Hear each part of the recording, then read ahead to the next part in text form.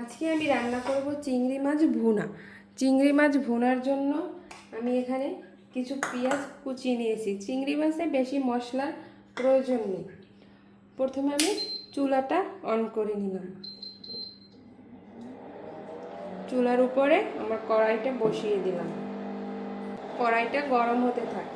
এদিকে চিংড়ি মাছগুলোতে আমি একটু লবণ হলুদ দিয়ে মাখিয়ে নেব।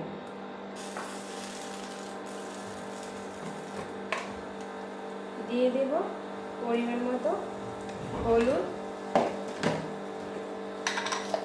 এবং স্বাদ মতো লবণ। এখন আমি চিংড়ি মাছটাকে মাখিয়ে নেব।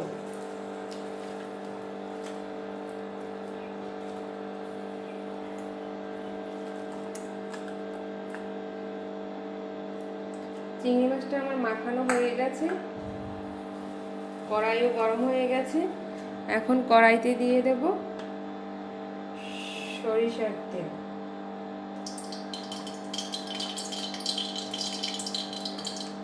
তেলটা গরম হলে আমি চিংড়ি মাছগুলো একে একে দিয়ে দেব।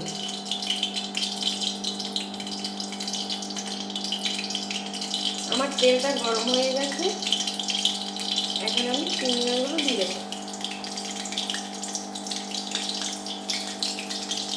চিংড়ি মাছটা বেশি ভাজবো না, হালকা করে এপাশ ওপাশ করে ভেজে নেব।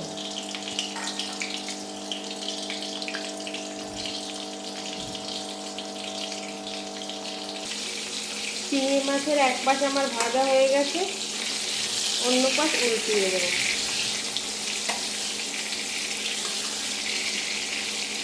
চিংড়ি মাছ বেশি ভাজবো না, চিংড়ি মাছ বেশি ভাজলে মাছটা শক্ত হয়ে যায়।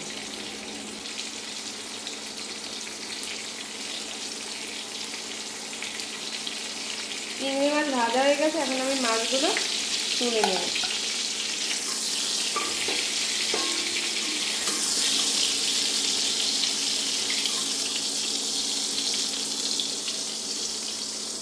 দেখুন বন্ধুরা, চিংড়ি মাছটা কত সুন্দর লাল করে ভাজা হয়েছে। এখন চিংড়ি মাছ রান্নার জন্য আমি দিয়ে দেব অল্প একটু সরিষার তেল। এই তেলে দিয়ে দেব পেঁয়াজ কুচি।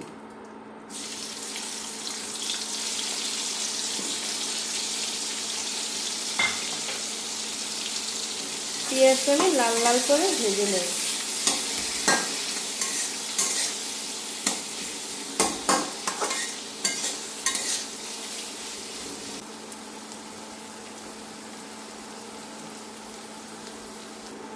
পেঁয়াজটা আমার লাল লাল করে ভাজা হয়ে গেছে, এই যে দেখুন।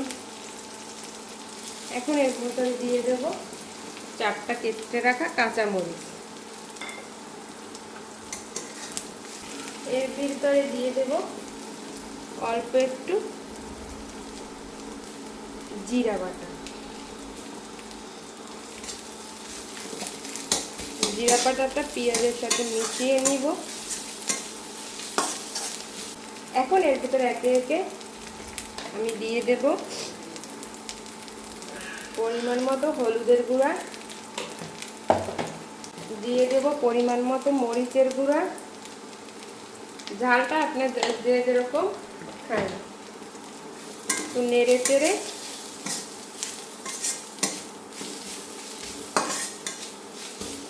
এখন আমি এর ভিতরে দিয়ে দেব সামান্য গরম জল, মশলাটা কষাবার জন্য।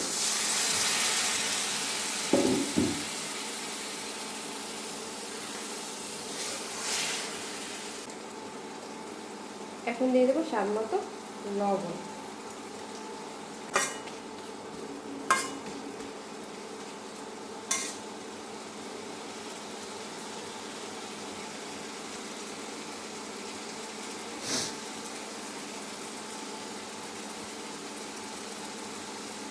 মশলাটা কষানো হয়ে গেছে, তেলটা উপরে উঠে এসেছে, এই যে দেখুন। এখন আমি এর মধ্যে দিয়ে দেব আমার ভেজে রাখা চিংড়ি মাছগুলো। এখন একটু নেড়ে চেড়ে দেব।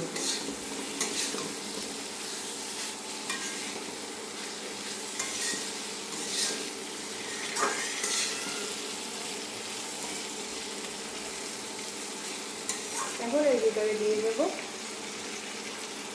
পরিমাণ মতো জল। একটু হালকা ঝোল ঝোল রাখবো, তাই একটু জলটা বেশি দিলাম।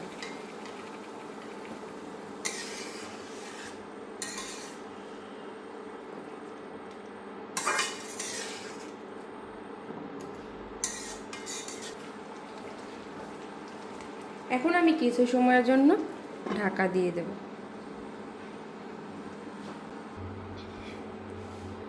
ঢাকনাটা তুলে নিলাম।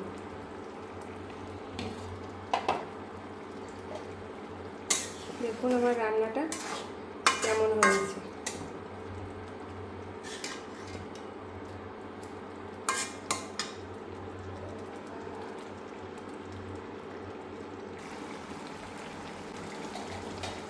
আমার রান্নাটি হয়ে গেছে, এই যে দেখুন।